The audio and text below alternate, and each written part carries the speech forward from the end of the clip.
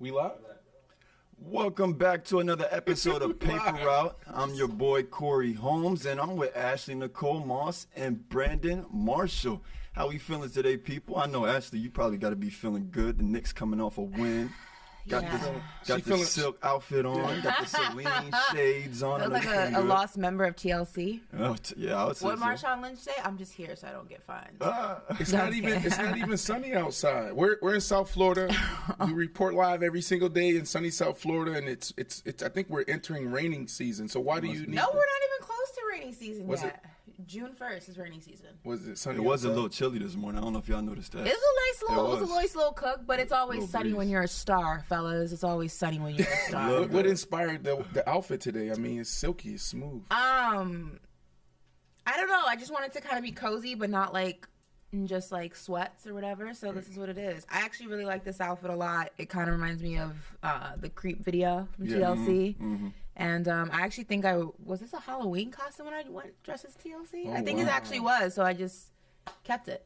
So let me ask you this question before we jump into the show. We got a big show. Aaron Rodgers. Aaron Rodgers signed today. Let me take these off before my mom yells at me. Well, Aaron Rodgers signed today. A little basketball talk. I know you got Dame. I know we have. We want to talk a little bit about the Suns and a few other people. But Ashley, top 5 dress females on television. Are you one of them? Television? Or I hate just to in put general? you in a box, but just stay with me. Or just in Don't general? Judge me later. Can I just do it in general? Like top 5 females, like. No, I'm trying to see if you believe you're a top 5 Oh, dress. for sure. Oh, so yeah, you got to put yourself for in sure. I'm definitely top 5, if not 1. So watch this time next year. One. Ashley's gonna have like a style. But I'm not gonna. I'm not gonna rank it. You know what it is? I actually am not somebody who overly like. I understand like there's best dress lists and things like that, but I'm someone who believes like fashion is so like subjective, that like what works for you may not work for me, but if you have the confidence to rock it. You know what I mean? That's why I appreciate somebody like a Russell Westbrook, because I don't like everything Russell Westbrook wears or Kuzma wears or Jordan Clarkson wears, but they rock it and they wear it with confidence. Am I in that conversation? Why don't you ever put me in a conversation? Am I top 5? Do you play in the NBA? Am I top 5 retired? Oh, for sure. Oh, you put me in top 5? For sure. I'll put you in that list. I'll put you in that list for sure. Because you got Shady and Pac ahead of me. I don't have Shady ahead of you. Oh, just Pac? Yeah. Pac's a nice dresser. I don't have Shady ahead of you. All right, y'all. Let's get into the show, though. Like Brandon said, we're going to talk Aaron Rodgers. We're going to talk Lamar Jackson. It was a big day, for day 2 of free agency. But, yeah, first, Aaron Rodgers, right? So yesterday, Aaron Rodgers actually provided the Jets with a wish list, right? And, of course, he has his sights set on New York. But, today at 1 o'clock, he's actually going to have an appearance on the Pat McAfee show. So we'll see if he makes that official. But one of those wishes actually came true. So the Jets announced yesterday that they're signing former Packers receiver Allen Lazard, right, to a 4-year, $44 million deal. But as expected, the others on that list, former Packers wide receiver Randall Cobb, and you also got tight end Mercedes Lewis. But to everyone else's surprise, Odell Beckham was actually on that list. Now, Rodgers and Beckham, they've never played together, but they got a good relationship off the field, and they've always entertained the idea of playing with each other. Always. Yeah. But the Jets were notably actually one of the teams in attendance in Odell's workout last week in Arizona. So, we'll see what happens there. But I want to ask you guys, and Brandon, I'll start with you. Is Aaron Rodgers setting the bar too high for himself right now, making all of these requests and whatnot? Ashley, the answer is no. I think the bar has always been championship or bust for Aaron Rodgers. Like Aaron Rodgers, there's an argument there. It's not even an argument. It's true. Aaron Rodgers and the Green Bay Packers have underachieved over the last 15 years, right? There's no way this guy in that organization, in that division, Chicago Bears had Jay Cutler for so many years. Detroit Lions. I know you had Megatron, you had Matthew Stafford. Minnesota, you had, AD all day, Adrian Peterson. It wasn't like he was going against stiff competition year in, year out. So when you look at Aaron Rodgers in this situation and only having 1 Super Bowl, that's a problem. Every year they're supposed to be contenders. But one thing that Aaron Rodgers does, and he does well, he wins games in the regular season. He's going to get you there. Aaron Rodgers is going to make sure you have at least 10, 11 wins, okay? So when you think about Aaron Rodgers coming to the Jets, he knows what it is, Aaron Rodgers knows he's supposed to win. That's why he's going out there and having these demands, having these lists, right? Mm-hmm. Why? Because familiarity. He want to be comfortable. Like, I know we're going to probably compare this to Tom Brady going to Tampa Bay. Tom Brady going to Tampa Bay, he wins it in the first year. But it took them 12 weeks to actually get on track, get that offense on track. Him and Mike Evans didn't have a great rapport in the first couple of games. True. I mean, he was supposed to be running a seam route. He runs a curl. Tom Brady throws the seam, and it's an interception. So when I look at this situation, I think that Aaron Rodgers sitting back saying, like, damn, Tom was able to get over the hump because he went and got Gronkowski. All right, that was one of his guys. Tom went out there, tried to get Julian Edelman. Julian Edelman's like, no, I'm straight. You don't need me. I'm done. Right? So now he goes out there, like Randall Cobb is going to give you probably 20, 25 catches. That's it. Okay? But it's familiar. Like, yo, it's third down. It's the biggest moment right now of the season. Are you going to be where you're supposed to be? Mercedes Lewis, why? In the locker room, on the field, biggest moments. I need my guy there. Mm-hmm. And OBJ, you talked about it, Corey. I remember playing for the Jets, or the Giants, 2018. And when O was talking about where he wanted to go, he kept mentioning Tom Brady and Aaron Rodgers. He was having conversations with them back then. So you go back to 2017, 2018, Odell always admired Aaron Rodgers, always wanted to figure out a way to potentially play with one of those guys. But I don't think that's a good fit for Odell, Ashley. I think, the Jets, and this is where you can't mess it up, you already have Garrett Wilson. Make sure that he's good, because he is the one. Yeah. I don't care about Allen. Allen, you coming in, you getting 4 years, $44 million, 22 guaranteed, great, happy for you. But Garrett Wilson is the guy. Yeah. And I still like Elijah Moore. So hopefully they're trying to figure out a way to incorporate Elijah Moore because he is a special talent. He just needs to be in the right system. So the question is Aaron Rodgers setting the bar too high for himself, Ashley? I think the bar has always been championship or bust. Yeah, I mean, obviously when you talk about an elite quarterback like Aaron Rodgers, it is always championship or bust, right? I don't think there's ever been a season that you talk about Aaron Rodgers and you don't think Super Bowl, you don't think he should get back to the Super Bowl. I think the issue is in this situation is that he is asking for a lot. He wants this piece and that player and this player. He wants, the red carpet rolled out, which is great. Listen, you're Aaron Rodgers. You've earned that. You deserve that. Nobody can take away your resume. Nobody can take away your skill set. It kind of is solidified. It's set in stone. The issue is that if you ask for all of these things and you do not produce what you're supposed to produce, and that is a Super Bowl, and let's call it what it is. Aaron Rodgers, for as great of a quarterback as he is, the window gets smaller and smaller, or the window continues to close every single season. He's not a spring chicken. He's in his late 30s. He's closer to 40 than he is 30. The window closes every single season a little bit more when you do not win a Super Bowl. So if you're asking for all of these things for the New York Jets because this is what you need to go ahead and compete and to win, fantastic. That's great. But you better do it. And you better do it quick because Aaron Rodgers is kind of a wild card. We don't know. What if he doesn't want to play football the season after next? What if he doesn't want to play football 4 years from now? What if he doesn't want to play football 3 years from now? It's worth the bet, but I'm saying by setting the bar, yes, the bar's already set when you're a caliber of quarterback that Aaron Rodgers is and you've accomplished the things he's accomplished. But it's a new bar when you're asking a organization to kind of flip itself inside out for you and you don't produce what you're supposed to produce, and that's a Super Bowl. But I would say this. As a player, being in those locker rooms and sitting in those seats for a very long time, I would say that you just want a chance, right? Of course. Like, obviously, you want to look. We're going out and getting Aaron Rodgers. We're giving up a lot. We're going to pay you a lot, and we're going to go get your guys. You didn't even mention Nathaniel Hackett, right? The offensive coordinator. If I get you, Brandon, if you come to me and say, I need all these guys, okay, I got you. Whatever you need, Brandon Marshall, I'm going to get you every single person you.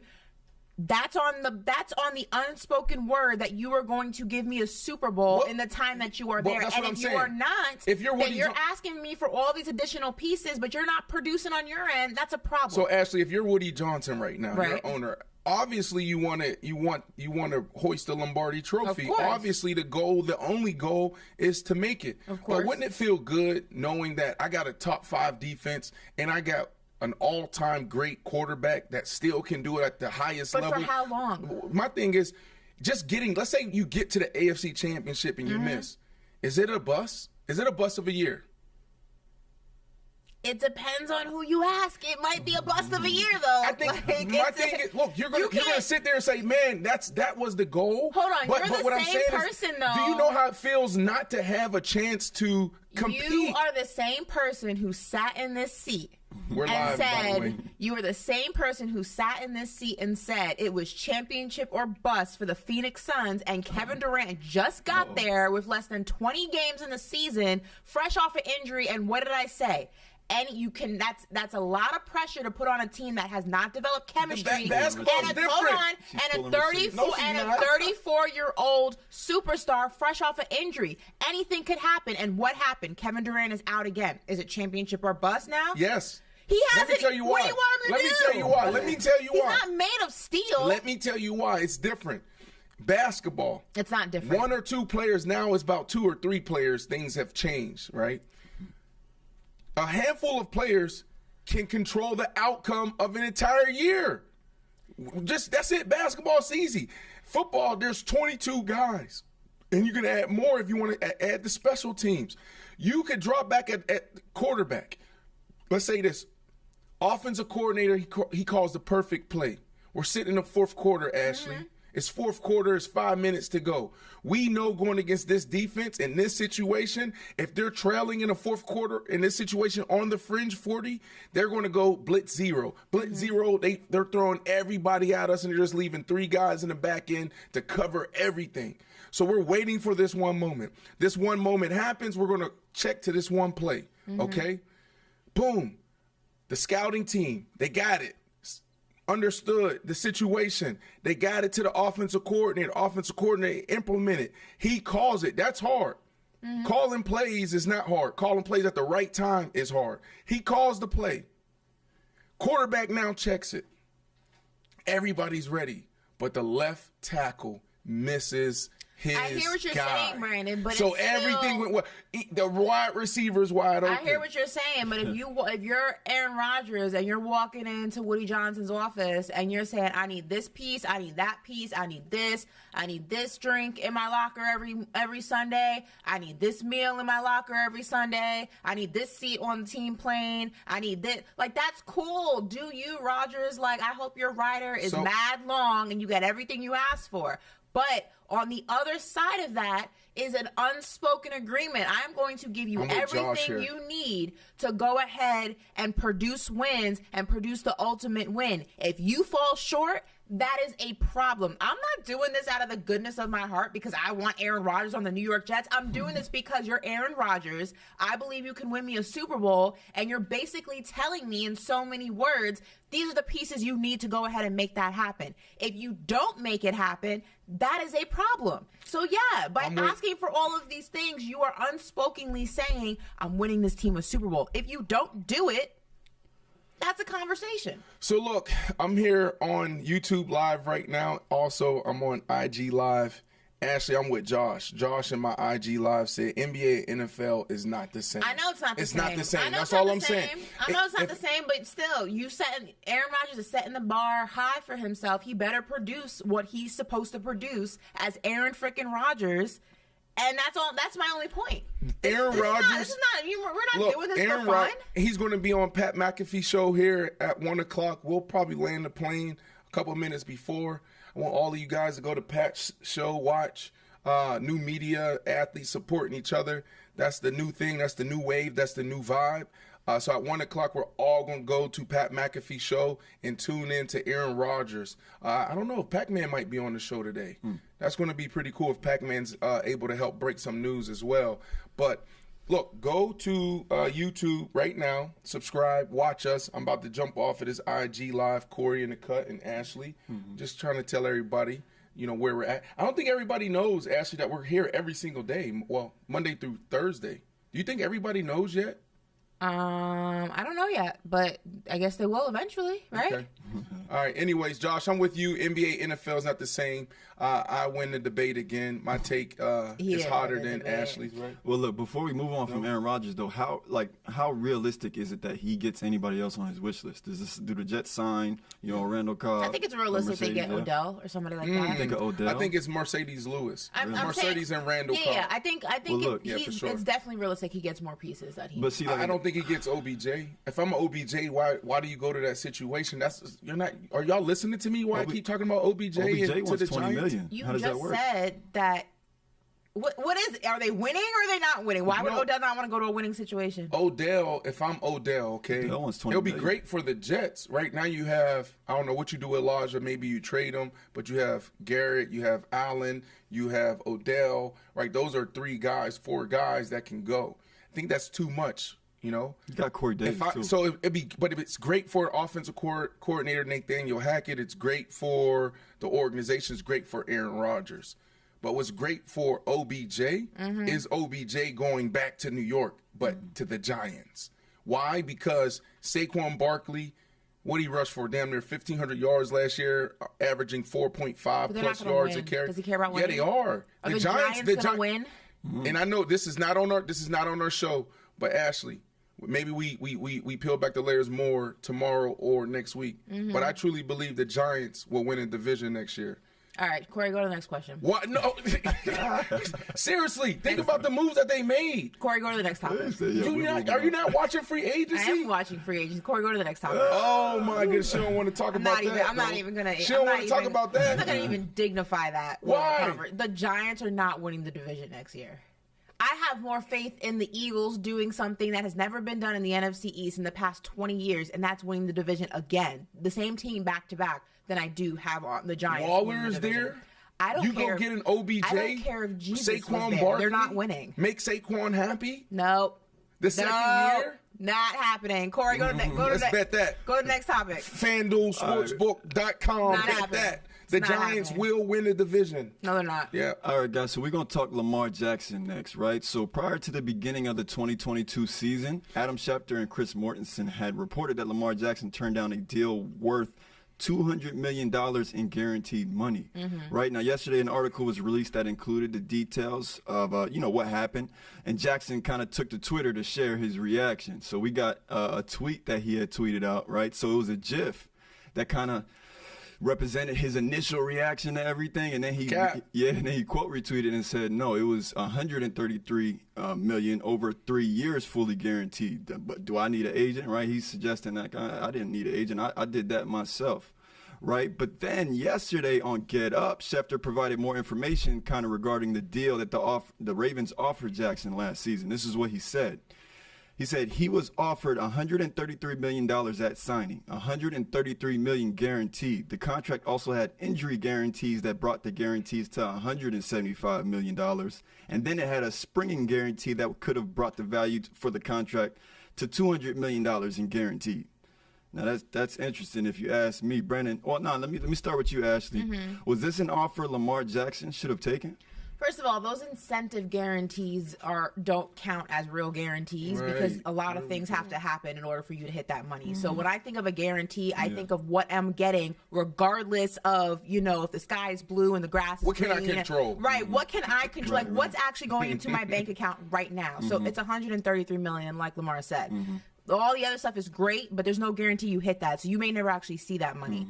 Bravo. No. So no, he shouldn't have taken that. It's it's a ridiculous. It's actually a slap in the face because if you look at what they gave Daniel Jones, and I tweeted this out, and Giants fans are in their feelings about it. But think about Daniel Jones' deal. It was $160 million, 104, 103 guaranteed. Now, when you actually break that down, I think it's really more like $93 million guaranteed. But whatever. Let's say there's let's just make it the 93. Let's round it. So you're trying to tell me the Ravens want me to believe there's only a $40 million difference between Lamar Jackson and Daniel Jones? Is that what I'm supposed to understand? That's egregiously disrespectful. Like, it's just not. No, Lamar shouldn't have taken that deal. He is worth much more than a Daniel Jones. He is worth Deshaun Watson money. And listen, I understand that, you know, the league is, oh, we can't make that mistake twice. The market is what the market is. And you guys allowing a deal like that to happen is what set the market into place in the first place. Like, you can't blame Lamar and his camp for wanting to reap the benefits of a market that you allowed to unfold. It's not his fault that Deshaun Watson got that money. It's not his fault that it was allowed. Why should Lamar be penalized, or why should he be punished for a market that is what the market is? That's the only thing that I'm having an issue with. It's not his fault. Ashley, we're missing it. And it finally hit me. You're sitting here, and I'm included, and there's so many other talking heads around sports doing this. The market, Deshaun, right? You just brought up Danny Dimes. I love the comparison. I love everything you said. He's making Dak Prescott money. But let me do this before I even continue my take. Great job, Lamar Jackson. Yes. It's hard for an athlete to see $133 million sitting there and not take it. That's where they try to get you. Yeah. That's where they get you. For him to look at 3-year, $133 million and say, nope, not taking it. Bravo. Yeah. Athletes, we come from nothing. We look at these situations like, man, 133, that's all I need. That's going to change everything. But you're not understanding that you're playing a bigger game. You're not even playing a game. You're playing business. You're playing business. You got to look at the longevity. You got to look at long term, not just the moment. It will feel great right now for Lamar to not only go buy his mother a crib. He probably already did that on off the field earnings, but like, yo, now I'm good. We're good forever. So bravo to Lamar Jackson, but Ashley, we're missing it because Lamar Jackson is a once-in-a-lifetime player. Patrick Mahomes is one, right?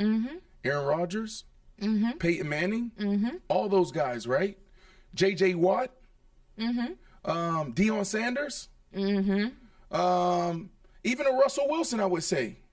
Let's just talk about just great players, phenomenal players. Okay, for sure. Russell.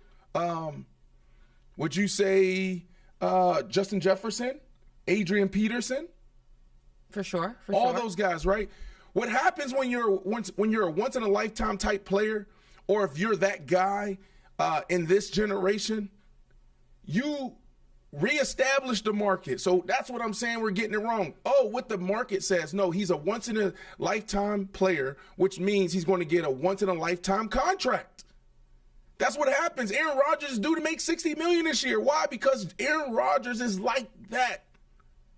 And then you can look at Patrick Mahomes. It was unheard of during that time for Patrick Mahomes, for a player, an NFL guy, to do a $450 million deal. He signed for $500 million. Why? Because it's Patrick Mahomes. So why are they counting pennies when it comes to Lamar Jackson? It's what he wants. He's a once-in-a-lifetime player, which means you can't go look at the market. It's not going to be built off of that. It's going to be built off of what he wants. Now, what you should be doing, if the excuse, Ashley, is, well, he could potentially get hurt. Or, we want more out of the passing game. Whatever the excuse is, whatever their argument is there, you know what they should do? Do their job, build around them. So you know what it is? You know what? Let's fire Greg Roman and bring in the right guy that's going to actually enhance our passing game. Make sure that we do have the continuity there, meaning the run game matches up with the passing game, Corey. How about we do that? Which they did. Let's see if this guy is any good. Yeah. This guy that's coming from UGA, back-to-back championships. Yeah. Can his offense translate to the NFL? Right. Is it pro-ready? Because if he can do that, they might have a chance. But we do know Lamar wasn't a part of that discussion. Right. So is Lamar going to take to whatever he's selling? Is he going to buy whatever he's selling? I don't know. Maybe the Baltimore Ravens also should double down and do more of their job and finally, for the first time, go pay a wide receiver. Go trade for a receiver in his prime. In his prime. If you say Lamar needs to throw the ball better, or we need more out of our passing game, and I don't know if this is what they're saying. I don't know if this is their argument or if they're leaning on this as leverage. But go get a guy. Who else is out there? Go get D-Hop. D-Hop, I think he may be on the market, right? Like, he may be available. Who else can you go out there and get? OBJ. Go get OBJ. Go give him the $20 million. Why not? What do you have to lose? Oh, I know what you have to lose. You have to lose Lamar. Mm-hmm. You have Lamar to lose. Ashley, I'm gonna throw it back to you here soon, but I'm rambling a lot. Can I get like 90 more seconds? Do what you do. Another thing that they should probably do is protect the man. Okay, if he's going to get hit, make sure you got an offensive line that can protect him. Do your job. Because what you have is something special. You have a guy that you threw in and saved your job, John Harbaugh. Like, you were going to get fired. But you know what? You took out Joe Flacco. You inserted Lamar. And then over the last 6 games, he got you in the playoffs and saved your job. You were going to be out of there, and that's fact. I know we have a segment here called Fact or Foolish. We're not there yet, but that's fact. And then the next year, he's MVP. And, out of all the active quarterbacks, he's sitting there at number 2 for winning percentage. Patrick Mahomes himself and Aaron Rodgers, over 700% winning percentage. Come on. What are we doing here? Like the great Julian Edelman would say, what are we doing, Ashley? Yeah, it's baffling to me that the Ravens are so comfortable playing this game with Lamar Jackson when they don't have a plan B. It's not like there's another Lamar Jackson waiting for you. So if this one says, all right, I'm not coming back, or I'm not accepting this tag, get me out of here, whatever the case may be, you're like, all right, cool. Lamar Jackson 2.0, you're up next. Like, what's the alternative here? It's baffling to me that you want this man to jump through hoops to prove that he's worth the money that he's already proven that he's worth. Right. And you're looking around and he's watching these other guys getting paid. And this is no knock to a Daniel Jones, and this is no knock to a Kyler Murray, and this is no knock to the other guys who have gotten paid this offseason and last offseason. But Lamar knows what his skill set is compared and stacked against these other guys, and he's seeing what they're getting paid. So you're running the risk of not only losing out on a quarterback that, like you said, is a once-in-a-lifetime type of player, type of talent, but you're also running the risk of having a really disgruntled quarterback who, if he does end up staying within this organization for this season, how committed is he really going to be to this team, to helping it to win, helping it to perform to the standard at which he's been doing to the best of his ability without the pieces necessary to make that happen?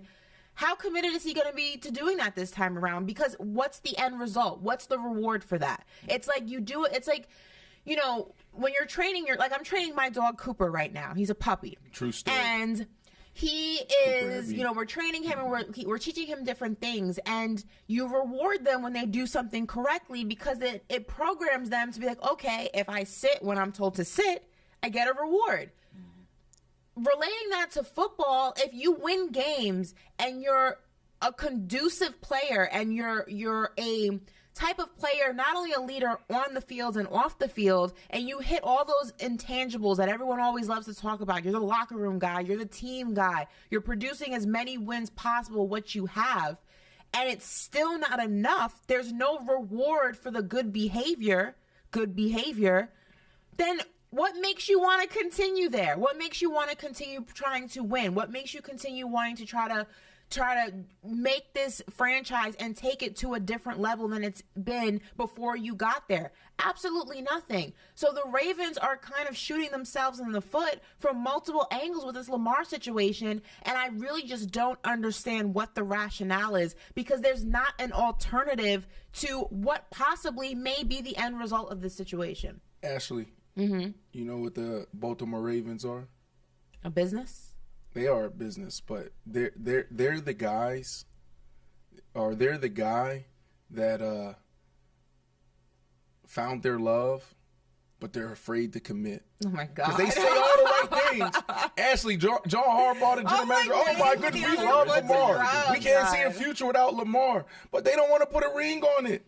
Have you ever met a guy like that? Ashley's just like, yo, I know afraid to commit. Oh yeah, for sure. Not in the marriage. Well, you might be the same. Ashley might like, that's me. I'm afraid to commit.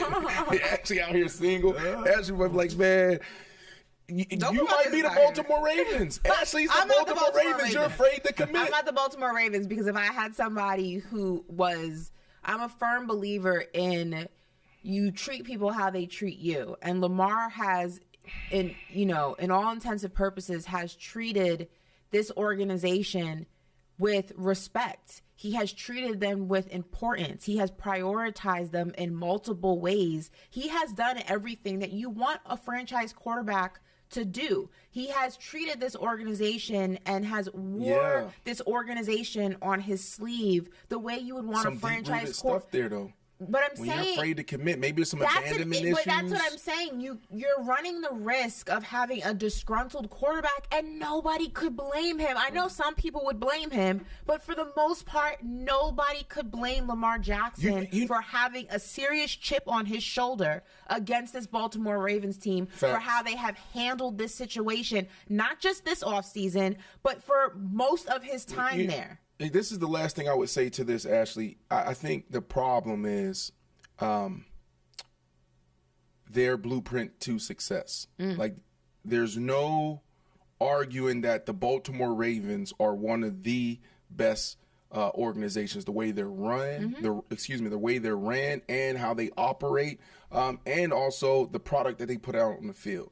They've been successful year after year after year since they moved from was it Cleveland to Baltimore, right? Or was it? Yeah, it was Cleveland to Baltimore. And then they went out and got Ray Lewis, and they went and got Ed Reed and all those guys, and they led the way for a very long time. Even post Ray Lewis, they still been successful. Why? Because they got Lamar Jackson.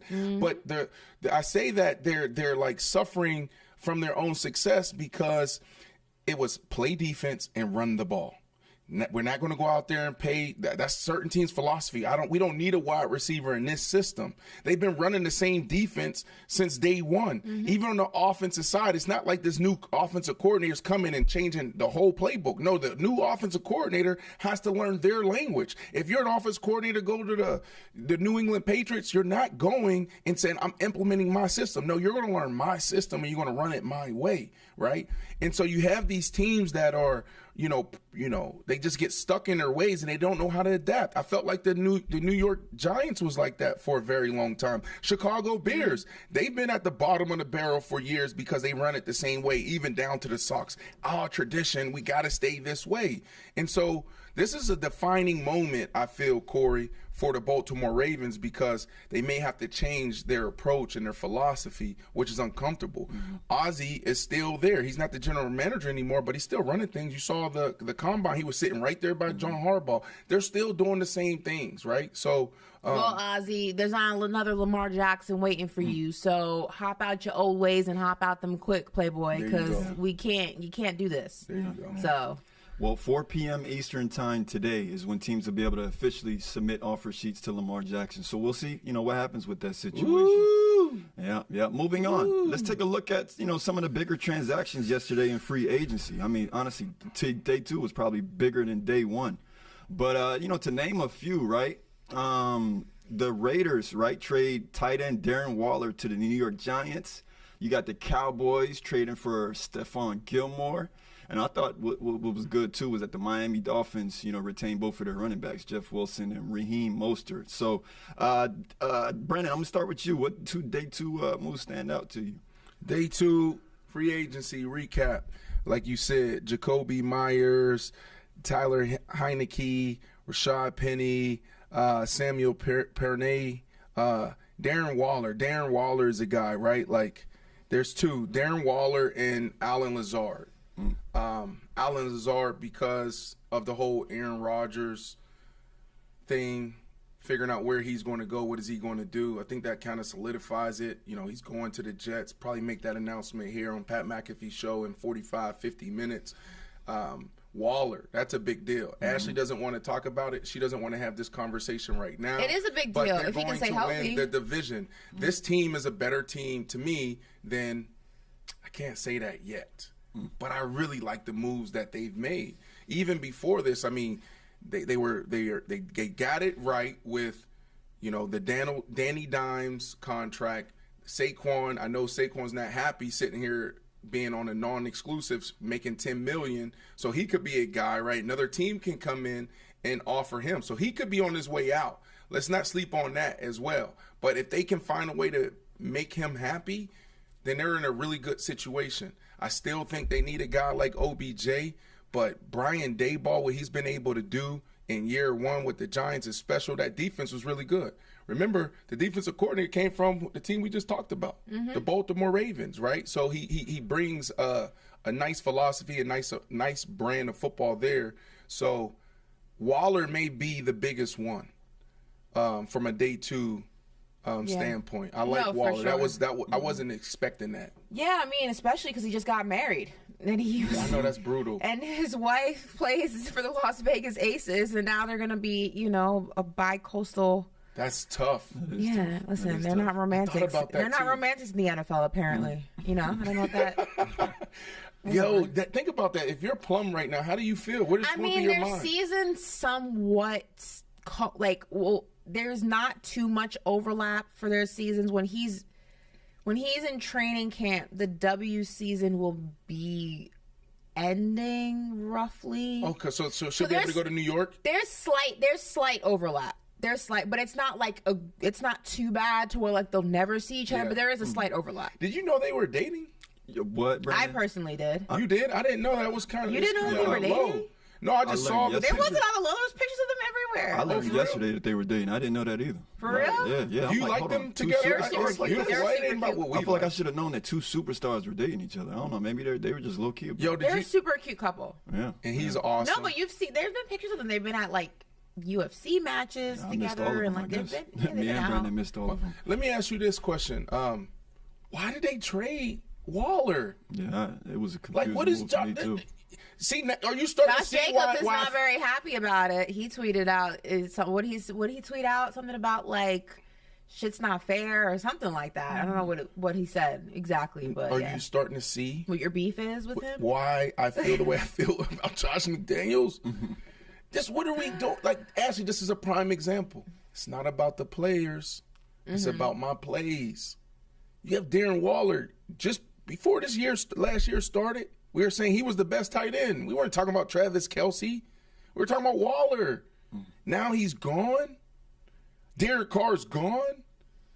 If this dude, if Josh McDaniels don't turn the team around this year, his ass needs to be fired. You might want to give Brandon an ISO for this. He about to go in. Fired. I don't need no ISO. We can stay right here. He needs to be fired and banned from the NFL. You can't even be an offensive coordinator. Wow. What are you doing? This is your second time around and you do the same thing. Let me go get my guy. Let me get rid of some guys that are really good. Derek Carr, Waller, okay? And then gonna bring in my guys that are kind of Jimmy Garoppolo, Hey, don't disrespect the Italian stallion in my opinion. I like Jacoby Myers. That was big. Yes. But Yo, no, you're done. I don't know. He doesn't need to be head coach of not even damn. Maybe he can do a mid-major in college. It was a little bit of a weird move because I always thought that McDaniels was big on tight ends. I always thought he was a tight end guy. Gronk, Hernandez. I mean, he was always And last year they went and got two guys. Right, he was always I honestly, that was probably the most surprising to me because that was the last position that I feel like he would. You know why it's not surprising to me? Well, I'm sure you know. Because nobody wants to follow him. That's fair. You know what I'm saying? It's just I'm not shocked. I'm not shocked that you got Devontae. Even Devontae tweeted. You said the running back Jacobs tweeted. Devontae tweeted first, what did he say?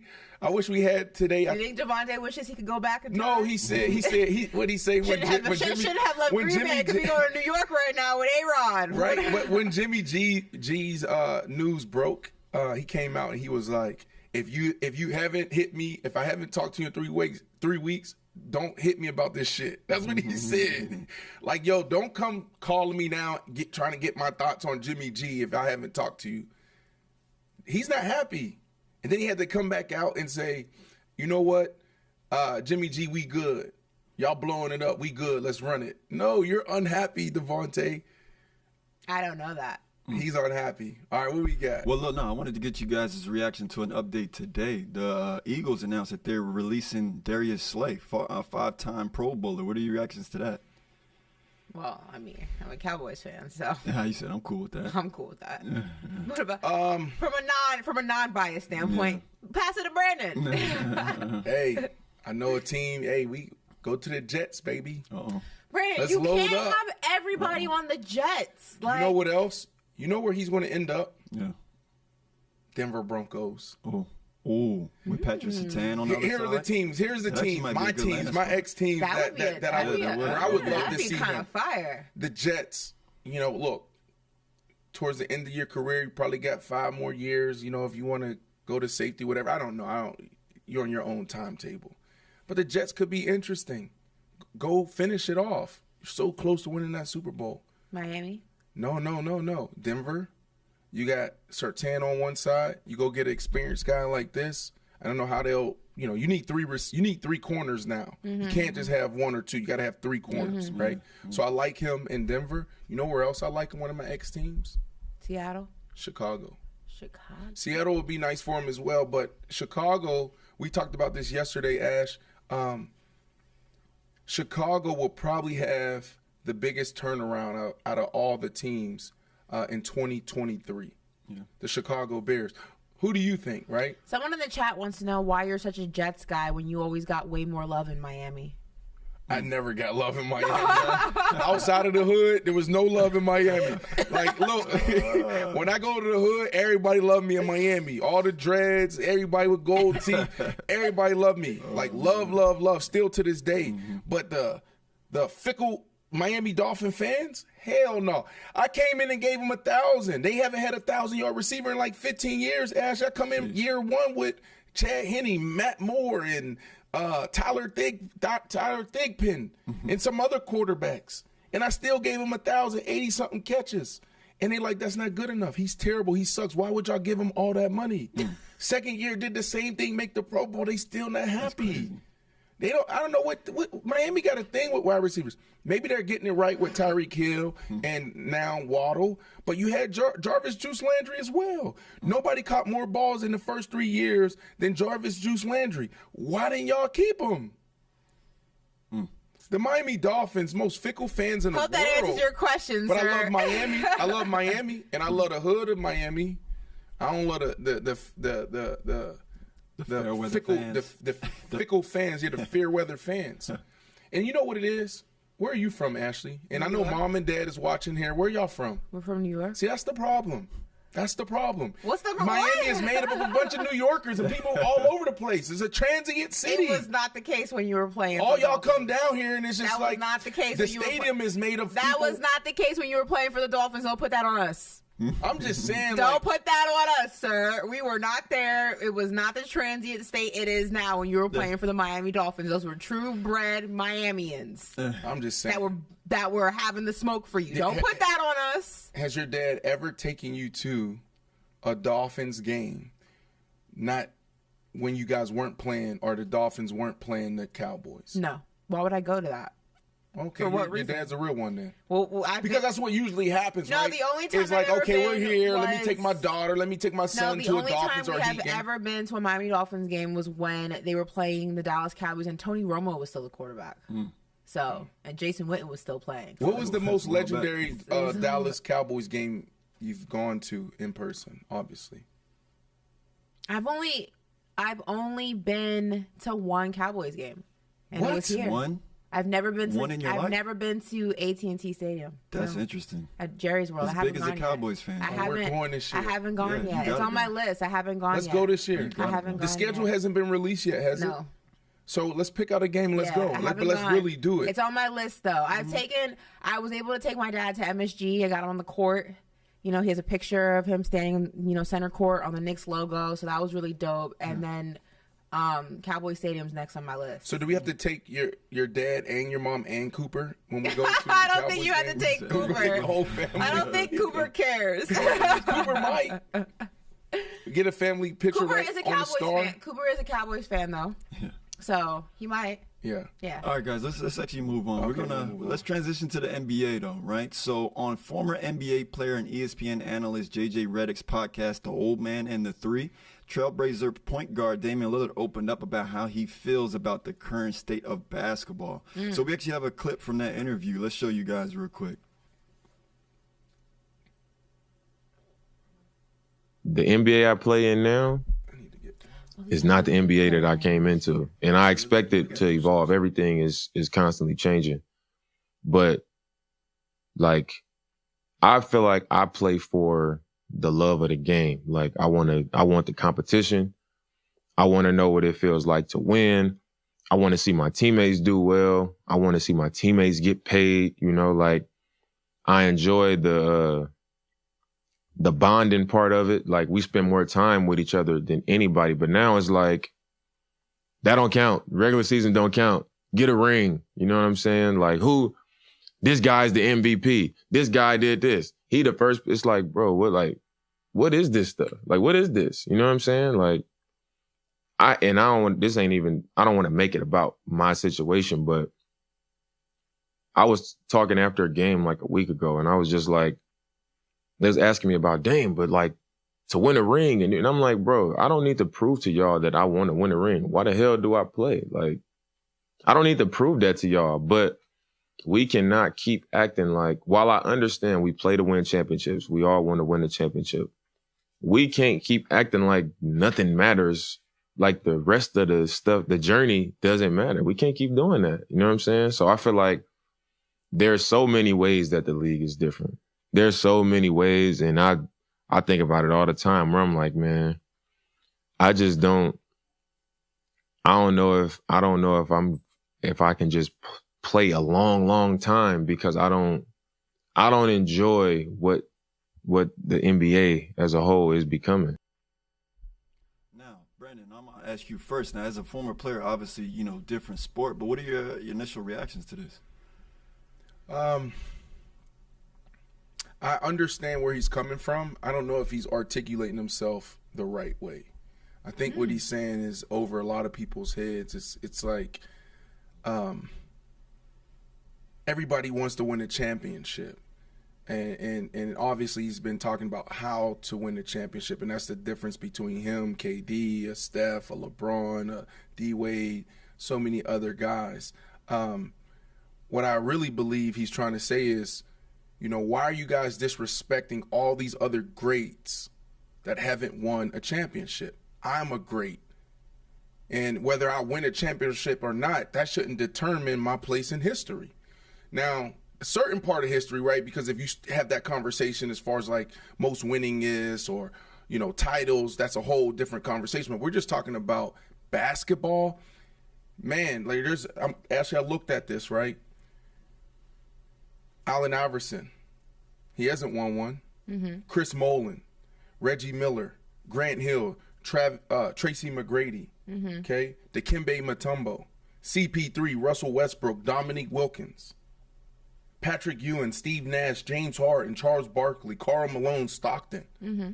And the list goes on. There's more guys. I ain't even go. That was like the guys that was playing in the mid-'80s, late 80s to today. Mm-hmm. You can go further. Mm-hmm. And I feel like that's what he's saying. Ashley is like, look, if I win a championship or not, I'm still great. I'm still him. Mm-hmm. And I think there's more to this conversation. It was a great conversation. Shout out to JJ Redick and what is it, the Old Man podcast? Old Man and the Three. Yeah. What's your thoughts on this? What do you think he's saying? You know, I have this. First of all, I absolutely love Damian Lillard. I'm a huge fan, always have been. And I speak about this often because I feel like in the NBA, especially in modern basketball, you know, the guys that you mentioned, with the exception of James Harden, come from an era where that really didn't happen, this era of the super teams and guys, you know, teaming up in the offseason like, yo, we should play together next season and I'm going to demand a trade. Like that didn't really happen. So a lot of those guys were greats who never won championships. Now Dame's in an era where that's kind of frowned upon. But I always have this conversation because I feel like people move that goalpost, you know, when it's convenient. Because you can't in one conversation bash a LeBron or bash a Kevin Durant for moving from situation to situation that is conducive for him or for them rather to win championships and call them ring chasers and try to discredit rings that they've won and say, oh, if it wasn't for KD going to the Warriors, that would have happened. Okay, but then you also can't bash someone like a Damian Lillard who's taking the more old school approach and choosing to get it out the mud and choosing to get it out of a situation that he has worked in day in and day out, night in and night out. That's what we do. And if it doesn't happen, okay, but at least he can say, you know what? I did it my way. It didn't work out, but I accomplished all these things too. I don't have a ring to show for it, but look at everything else that I have for it. You can't go ahead and move that conversation, move the goalposts of that conversation when it's convenient. It's either you're anti-super teams and you want guys to go ahead and get it out the mud when it comes to these championships, or you don't have a problem with super teams and you understand that's just the business of the NBA, but you can't ride the fence and pick who's okay to do it and who's not okay to do it. Dame has said time and time again that for him, obviously he wants to win a championship. He gets up every single day, commits to the gym for hours, puts in the work. Every single game that you see him play, puts his body on the line year in and year out, not just for the fun of it, because he wants to win. Now, if that happens, it happens. But if it doesn't, you can't discredit the player and you can't discredit the work that he has done. And to continuously do that is unfair. Mm-hmm. So let me ask you this question. If he actually wins a championship, Ashley, where does he sit in history? He will go down as one. I mean, he's already the top 75, right? So I just think that he'll be in the conversation of he'll always be in a conversation because of the way he did it, the way he went about it. Definitely. It's counterculture right now. Everybody is chasing a super team. Everybody is chasing win now, and he's saying, "No, I'm gonna sit right here and I'm gonna get it done this way, the old school way." When you go against the grain, man. You're able to trailblaze, and if you actually hit and you break through, legendary. Listen, I know that they get on his head, on Inside the NBA, and it's a running joke constantly. Yeah. Charles Barkley never won a ring. He's gotten close, but he never won a ring. Still. But real basketball fans know Charles Barkley was a dog. Don't let Inside the NBA Chuck fool you. Charles Barkley was a dog, and anybody who really understands the game of basketball can never take away his legacy when it comes to the NBA. Yeah, he doesn't have a ring to show for it, but he has a lot of other things to show for where he's cemented in NBA history. It's the same thing with Damian Lillard. And I hate that this conversation constantly comes to that if Dame doesn't win a ring, his legacy isn't important, or his legacy isn't as important as these other players. And that's just not the case. Because again, going back to it, you hear out of his own mouth, he prioritizes a lot of things before he prioritizes joining another team that's a shoo-in to win a championship. Those popcorn championships, as people like to call them. He has said time and time again, that is not his game. That is not his mentality. That is not what he wants to do.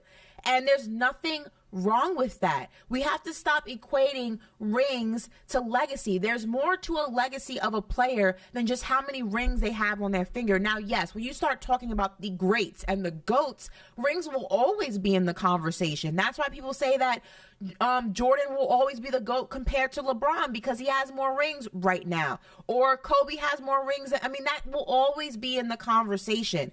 But it does not take away from what a player has contributed to the game. It does not take away from their accolades. It does not take away from their resume. And we have to stop riding the fence on this argument. If super teams are okay, then they're okay for everyone. If they're not okay, then stop making them okay for just certain people and not for other people. If the goal is to win championships in the NBA and that's the only thing that matters, then stop chastising guys who are chasing rings. Because if that's the only thing that cements someone's legacy in the NBA, which it's not, the only way to do that is to maneuver through the NBA and join teams that are conducive to win. Teams change. Players move around. A team that was a championship team one season, 3 seasons from now may not be one. If that is the goal, let that be the goal. But stop going ahead and moving that goalpost when it's convenient. That's all I have to say about that. Ashley, can I ask you one more question here? You done or you finished? I'm you done. got to get that off. I hate this conversation. It annoys me. I just let you go. I'm it was good. kind of like my A-Rod I'm ran. good. You just sat back and was like, let me just go to the next block, take my notes. Like, you good? Go ahead. Go ahead. We're going to end on Go that. ahead. We're going to end on that. That was great. All right, so we're going to transition. Wait, Brandon can get his stuff off. And one more thing. She's not Hold on. Let's stop acting like it's only the responsibility of one singular player to win a ring. Last time I checked, basketball is a team sport, and there are 5 guys on the court at a time, and it requires multiple pieces of a team sport to win a championship. If it was just reliant on one person, you'd be playing one-on-one, but you're not. You good? I'm done. All right, Kelly, let's do this because you know I want everybody to go get an opportunity to tap in with Pat McAfee. Okay. His show's coming up here. No, he has Aaron Rodgers on live. Aaron Rodgers is not making his announcement within the first 10 I minutes know, of but that like, show. listen, let's take another 5 minutes and then we'll go to Pat's. And I think it's important, right? Even what I'm saying right now. In this new media space, like Ashley could be on ESPN, she can be on FS1. Not saying that, you know, I won't show up there or she won't show up there from time to time, or hell, maybe even next year. Maybe we do a bigger deal with a platform like that if it makes sense and it stays true to who we are and what we're trying to do and doesn't disrupt, you know, our authenticity. Did I say that right? Authenticity. There you go. Organic, real. Okay, authenticity. I messed up that word a couple times this week since you've been, you know, yesterday for sure you weren't here. So I messed that word up. But anyways, like, we need to support each other. You know, like, Pat McAfee's doing a phenomenal job. When we look back, we're going to see him as a trailblazer. And athletes in this space should be supporting each other. There's enough for everyone, right? And so in a couple of minutes, let's all go over there and support Pat, because it's a big moment. Aaron Rodgers, especially if Aaron Rodgers make his decision on Pat's show, it's really going to piss off a lot of people. I tweeted out something yesterday that I thought would be, I mean, I don't know if it's actually going to happen, but it would actually kind of be hilarious. What if Aaron Rodgers' whole plan, just hear me out, is to get his guys paid, and today he announces his retirement? Then that's legendary as well. I thought about that. I thought about that. But if he announces his retirement before the deadline, then the Jets don't have to pay any of those guys. That would be the only thing that would kind of screw them over. Or what if he gets on Pat McAfee's show and says, you know what, I need more time. I got to think some more. And then the next day announces his retirement. That would be hilarious. Yeah, listen, obviously this weekend I'm trolling, I was but that'd be around funny. A-Rod and I had an opportunity to catch up with him and talk to him. That's on our YouTube channel. It was quick. It was about 5 minutes. But one of the questions was, how long are you going to make us wait? And he said, not long. He understands this. Aaron Rodgers, he understands he can't put either team in a position. Whether it's the Green Bay Packers, what are we doing? What do we need to do in free agency? How much cap space are we going to have? The Jets, the same thing. Look, they already lost out on Derek Carr. They lost out on Jimmy G. They're all in on him. You can't do that. I don't think Aaron Rodgers is that type of guy. Some people think he may be an asshole. Some people may think that he's selfish, but I don't think that. I think look, I'm going to do what's best for me within this construct of a team and an organization. I think more players should adopt some of his ways. Not all of his ways, but some of his ways. But he said it. I have to make this decision. That decision's coming in about 15 minutes here, Ashley, for sure. And this is going to be legendary. This is a big moment. This is a big moment for new media. This is a big moment for YouTubers. You think Adam Schefter is mad right now? They're not mad, but what's happening now is the big networks, the linear networks, are looking at the Pat McAfees of the world. They're looking at, you know, all the smokes of the world, and they're saying like, yo, how do we partner with them, or how do we compete against them? If athletes actually understand the moment that we're in right now, we could be leading in media. We could be leading when it comes to building brands and launching brands. We could be leading in so many different industries. We are the biggest marketing assets in the world. That's what it's all about. The NBA, the NFL, it's a media business. It's entertainment. Playing basketball, playing football, but the business around it is all about numbers. That's why the TV deals and those contracts dictate how much money flows to the teams and the players. Because it's about eyeballs, it's about advertisers and sponsors integrating into their platforms to be able to sell you guys shit. That's what it's about. And so when you look at some of these athletes, you have Cristiano Ronaldo and Messi and the LeBron James of the world. They have over 100 million followers on just Instagram. Collectively, if you add up Twitter and TikTok and Facebook and all those other platforms, they're pushing hundreds of millions. Just imagine if guys just come together. Like, we don't have to compete. Like, we competed on the field, but in business, in the boardroom, come together. So we got a couple more minutes here. I'll pass it to you guys, but I think we should land the plane here and go support Pat McAfee. I think that you guys, before y'all do that, subscribe. 70%.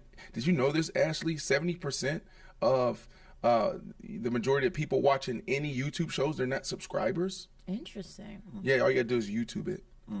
If you hit YouTube, like, hey, how do you get people to subscribe? Because that's the business. We need to subscribe to the I Am Athletes, to the Pat McAfees of the world. Got it. We got it. It's important. It keeps us going. It's fuel. You got anything last to say? I don't. I'm on Rodgers watch. It should be fun. Mm-hmm. You good? Who won today? Excited. Huh? Who won today? What is this, our third week on the show? I believe so. You think the fans are vibing, or our team is vibing more with you or me? The takes. 50-50? I don't know if it's 50-50, but 60-40, 60 me, 40. You be the 40. No, probably like 70-30. 70-30. I'm the 70, you're the 30. Can we get some type of poll up, JP, in the game? I'm gonna lose automatically because I'm a girl. Like, if you let people vote for it, I'm gonna automatically lose. Corey, are you gonna forgive me because I know you produced a phenomenal show today, and you have like another block. That's fine. We can save that for tomorrow. Yeah, that's right. That's all good. That's okay, all good. So you forgive me? Yeah, we're gonna put it in our back pocket and come with it tomorrow. That's all good. Subscribe. Continue to come back. We'll see y'all tomorrow, 12 to 1. Big shout out to FanDuel. Big shout out to Celsius. Big shout out to Roman, all of our partners. So if you guys are supporting us, please support them so we can continue to have dope conversations like this and continue to add to the platform.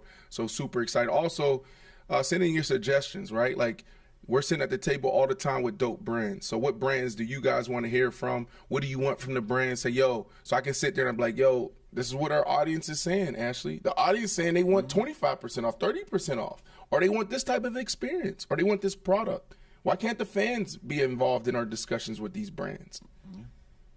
Ashley's just looking at me like, brand, whatever. See y'all tomorrow. Let's go to Pat McAfee Show, streaming live right now on YouTube. Peace. Love.